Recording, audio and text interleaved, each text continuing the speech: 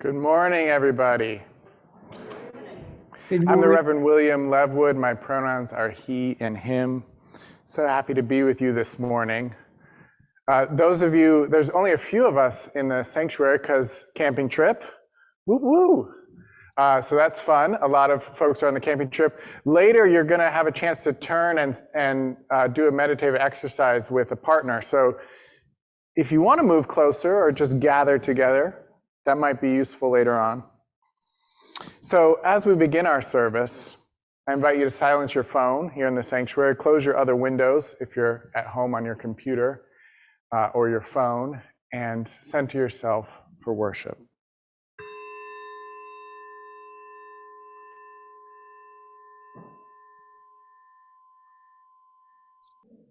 I say this land acknowledgement every Sunday, but both because it's good to bring our attention to something that you hear on a regular basis, and in honor of Indigenous Peoples Day, which is on Monday.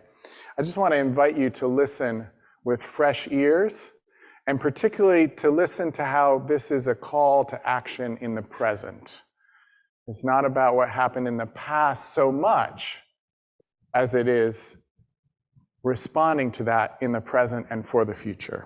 So, we open in welcome to the ancestral people of this land, acknowledging that our church, like all of Burke, rests on the unceded territory of the Manahoac tribe of the Great Sioux Nation. We seek healing and the realization of justice. We seek healing and the realization of justice with the people of this land who live on and their descendants, the present-day members of the Monacan Indian Nation, the Patawomeck Indian Tribe of Virginia, and the Piscataway Indian Nation. We honor the ancestors as we move toward healing so that all together shall one day know full justice. So we're in the month of courage. Our monthly theme is courage this month. And last Sunday we talked about how courage is made possible by collective action, by the kindness and the structures that make that possible that we put in place as a community. And we even connected that back to belonging and how belonging makes courage possible, and how belonging asks courage to show up, that we have to be courageous to belong, and we have to have belonging to feel safe to be courageous, which ties in with today's service because we're honoring National Coming Out Day and Indigenous Peoples Day with this service. And it takes courage to come out.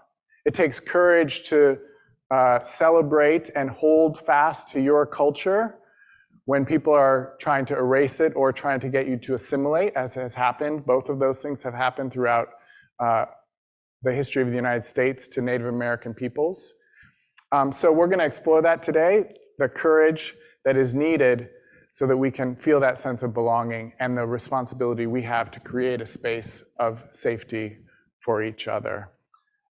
And we're going to look particularly at two spirits, this idea of two spirits. I just want to, we'll go into more depth with this, but I just want to lay out one part of this. So it's an umbrella term.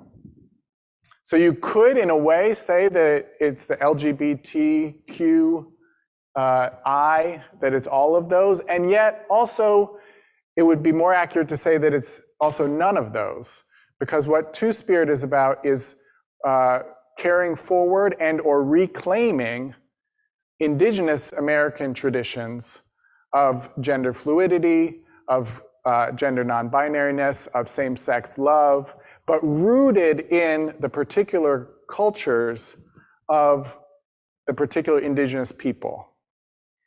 Which also means that I could never call myself Two-Spirit because I'm not of a Native American culture. So it's an act of decolonizing. And some Two-Spirit people also identify as gay or lesbian or queer or trans, but specifically Two-Spirit is about how those identities, or what we would call those identities, are rooted in kinship traditions of specific Native American communities. We light our chalice flame for those who lived their lives in closets of shame, for those who furtively visited the bars where nobody knew your name, for the Stonewall riot and the fierce trans women who fought, for the plague, which still takes far too many, too young, too soon. So many gone, so many never lived to see, out gay kids singing on TV, out gay people serving in the military, marriage equality, families formed by intention. We light our chalice flame for all of these and for all our siblings of the rainbow, surviving, living life out in the open with pride. Welcome to Accotink Unitarian Universalist Church. I'm Sheila Doles and my pronouns are she, her. This congregation is a welcoming and inclusive community that seeks to create a more just and compassionate world. If you're new to Accotink and would like to talk more about this church, just about anyone here can tell you about us. Our greeters, our minister, myself, or anybody with a cross-stitched name tag. Whether you're a longtime member or a newcomer or something in between, we encourage you to stay for our social hour online and in person immediately after the service. We're so delighted that you decided to join us today. Welcome. We are grateful for the gift of our lives and the gift of other people in our lives. Each of us is created with dignity and worth. We are called to love one another and to do nothing to others that we would find hateful to ourselves. We honor the many ways that people live and love. Our common life is enriched when queer, transgender, bisexual, lesbian, and gay people can come out, sharing the gifts of their sexual orientation and gender identity. True justice flourishes when all people can live and flourish. We suffer when LGBTQ people are oppressed, excluded, or shamed by religious people who overlook the fundamental call to love one another. Love doesn't exclude. We are all worthy. May we work to build a world where all people are celebrated and loved. We celebrate sexual and gender diversity as a blessing that enriches us. So this reading is from Miss Major Griffin Gracie, a veteran of the Stonewall Uprising, a civil rights advocate, and a trans woman. We have to remain visible. They have to see us. They have to know that we're not going nowhere, that we've been here ever since God created man and woman, and they have to get over it. I don't need their permission to exist. I exist in spite of them. I want you to train and teach and love on and create families within our community and with gender non-conforming people so that we can understand that we have a culture, we have a history, we have a reason to be here, we have a purpose. We're entitled to be loved and seek happiness and share that with the people that we care about. And now we're going to share with you a video narrated by Geo Neptune, where they explore the history of Two-Spirit and how we can learn from them. All right, let me just read it really quick. Two-Spirit, one more time. Though the label has only been used since the 90s, the concept of the Two-Spirit is something Indigenous groups have identified with for centuries. But what does Two-Spirit actually mean, and where does it come from?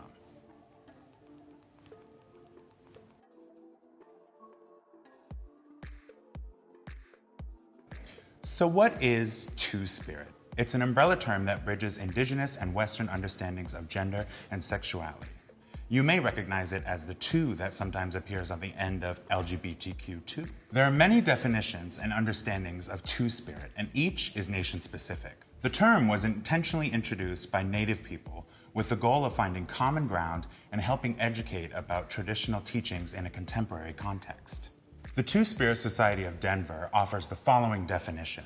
Two-Spirit refers to another gender role believed to be common among most, if not all, First Peoples of Turtle Island, North America, one that had a proper and accepted place within Native societies. This acceptance was rooted in the spiritual teachings that say all life is sacred. So how did the term Two-Spirit first come about? In 1990, in Winnipeg, Manitoba, Canada, at the 3rd Annual Native American Gay and Lesbian Gathering, the term Two-Spirit was proposed and affirmed by consensus. The word was a potential solution to what Native scholars and activists called the problem of naming, or making the many different sexual and gender identities that fall under the Two-Spirit umbrella legible across Native and non-Native cultures alike. For example, to illustrate the diversity of meanings that Two-Spirit contains, consider the following. In Lakota, the word winkte means to be as a woman and refers to two-souled Lakota people who transgress boundaries of gender from what may be considered male to female. In Dene, nadlehe means those who transform and refers to one of 4 separate genders: masculine-feminine, masculine-masculine, feminine-masculine, and feminine-feminine. Each gender has its own word in the Dene language. And those are just 2 nation-specific examples. There are so many more. Each nation's understanding of gender and sexual diversity is different and grounded in specific spiritual beliefs. Although all nations don't have a concept of Two-Spirit people, across those indigenous nations that do, Two-Spirit people were historically held in high regard and often considered sacred or divine, holding important positions like matchmakers, medicine people, or warriors on the front lines of battle.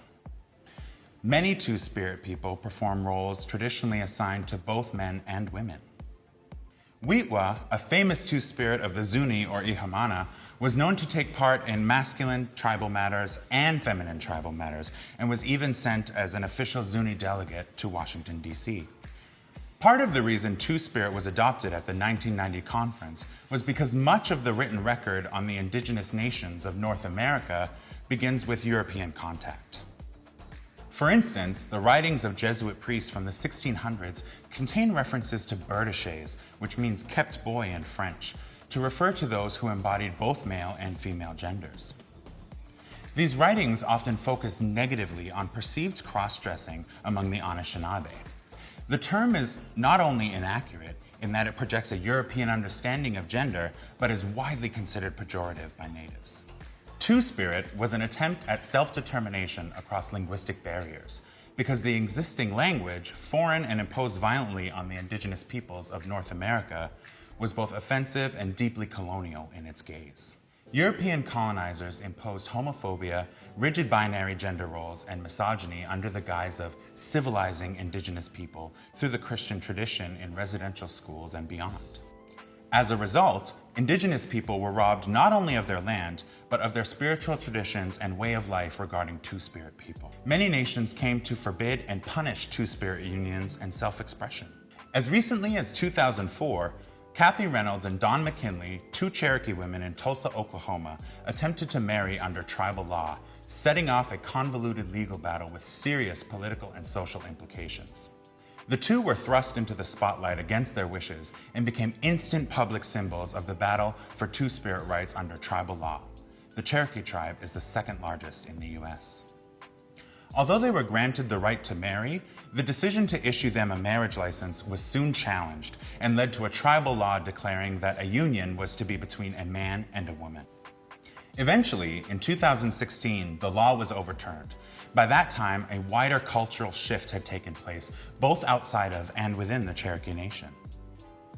In recent years, many Native people are returning to their Two-Spirit traditions as a way to heal from the injustices the American colonial project has visited upon their ancestors and traditions.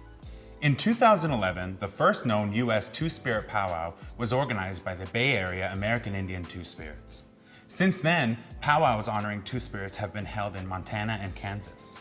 And in March of 2017, the largest powwow in the U.S., the Gathering of Nations, honored Two-Spirit people during its grand entry. Two-Spirit identity is resilient and precious. It has survived centuries of colonial violence and prejudice. These sacred ways of knowing live on amongst Native youth seeking to know more about themselves, elders who have kept the traditions alive in spite of the odds, and anyone in between. It should go without saying, but Two-Spirit is not a poetic way for non-Native LGBTQ people to express themselves. We're looking at you, Jason Mraz. It is, however, a sacred tradition among the first peoples of this land we call Turtle Island that all of its inhabitants should know about and respect. Two-Spirit people transcend the conventions of sexuality and gender expressions as they are blessed with both a male and a female spirit. Native American cultures considered being Two-Spirit as a gift and an honor. This concept has existed for thousands of years, long before gay rights was even thought of in American culture. Now, oppression and discrimination occurs for Two-Spirit people in and out of the reservations. However, the country's awareness for Two-Spirited people continues to grow each year. Randy Burns, founder of Gay American Indians, said in the 1970s, "We are turning a double oppression into a double opportunity to create a place for gay Indians in both worlds we live in both worlds we live in."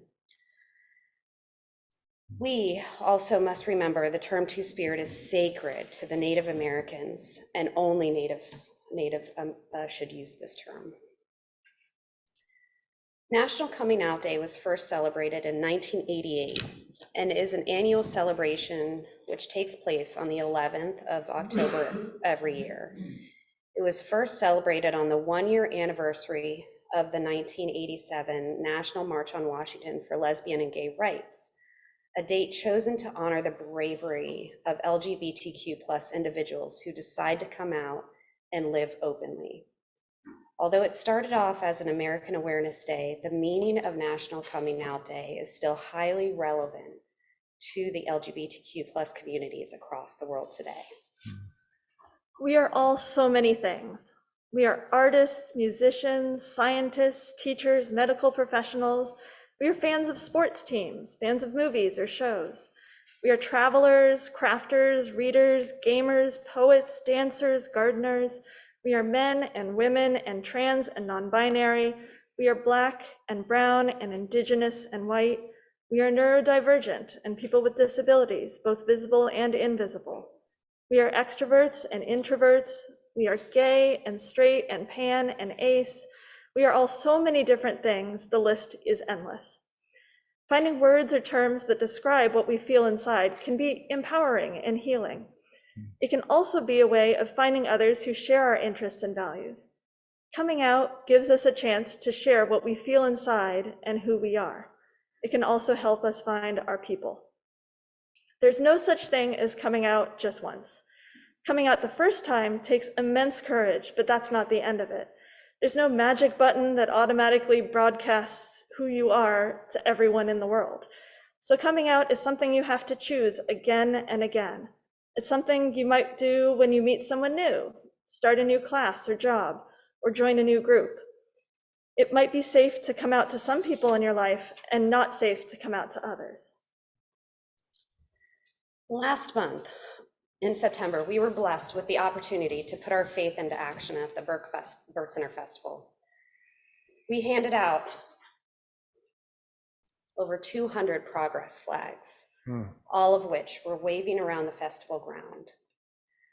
We also met many young people who were eager to get a flag and speak to us about how proud they are of who they are in their identities. However, there were some youth who hung around the borders of the booth, quiet and unsure of how to approach. We would ask them, "Would you like a flag?" You could see the relief in their eyes, happy that they would be able to have one of their own, but also some hesitation, since they might have to hide their flags from their families. Some families are not as open-minded as most of us are used to. They hadn't come out to their families or even to their friends, or some were even just questioning their identities. We would eagerly listen as they shared their stories, perhaps for the first time speaking them out loud. We made sure that they all knew that they always had a safe space. We gave them some resources, and I'd like to think that they left our booth with a little lighter load on their shoulders. There's so many ways to share who you are. Some people display a rainbow flag or a pronoun pin. Some are able to talk freely about who they are, and others post their thoughts on social media. Some have private conversations, while others write letters to those they love. Some make art. Like the flags from the Wonder Box we shared today, and like those hanging just outside to show what's meaningful to us. Some get tattoos, so they can always carry images or words that are meaningful to them. Coming Out Day gives us an excuse to show our courage if we need that little push. It can be easy or difficult based on how you're feeling on a particular day or depending on who you're talking to. People are complicated. No one should be outed without their permission. No one should be pressured, bullied, or forced to come out until they are ready. In the words of LGBTQ+ poet Dean Atta, don't come out unless you want to. Don't come out for anyone else's sake. Don't come out because you think society expects you to. Come out for yourself. Come out to yourself. Shout, sing it. Or softly stutter.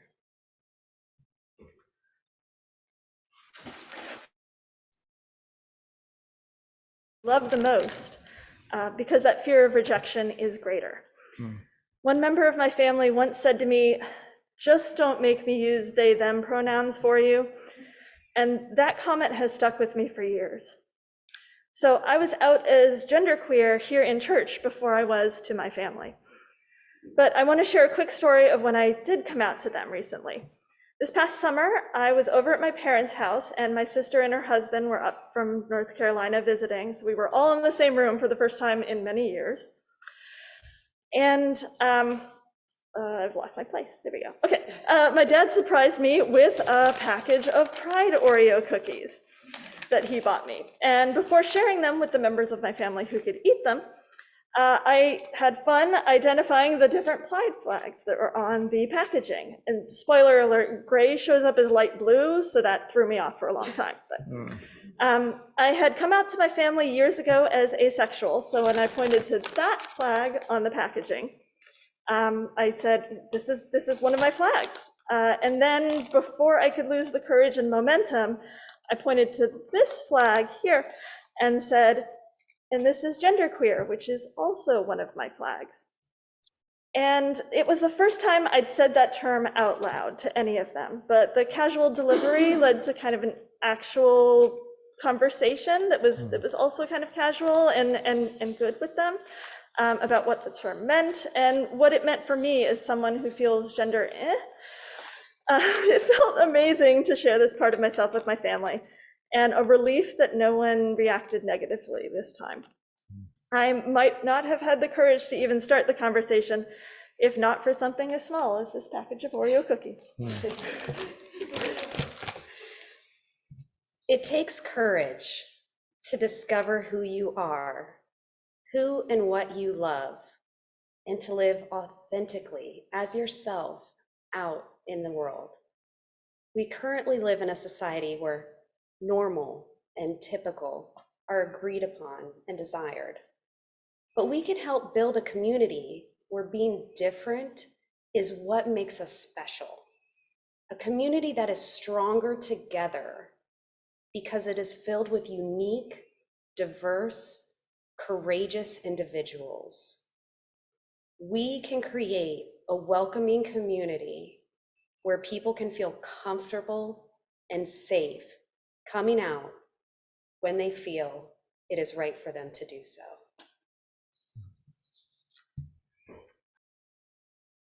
Though we will extinguish our chalice flame We carry within us what we kindled, the light of inspiration, the warmth of compassion, the fire of commitment. May we bring these gifts into our lives and share them radiantly out into the world. I invite you now to join me in our community blessing with these words of David Bumbaugh. This church is dedicated to the proposition that behind all our differences and beneath all our diversity, there is a unity that makes us one and binds us forever together in spite of time, death, and the space between the stars. We pause now in silent witness to that unity. What a rich service. Thank you, True Accotink Colors, for presenting this to us. Thank you to our guest musician, Zach Sandler, and to Quang Tran.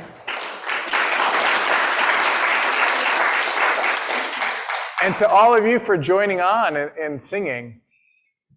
As you go out into your days, may you feel rooted and strong. May you take courage from those around you, those before you, who have had the courage to stand up for who they are in their cultural identities and to come out as who they are in their gender and sexual identities. May it be so, and may we be among those who make a supportive, loving, and safe space for that to happen.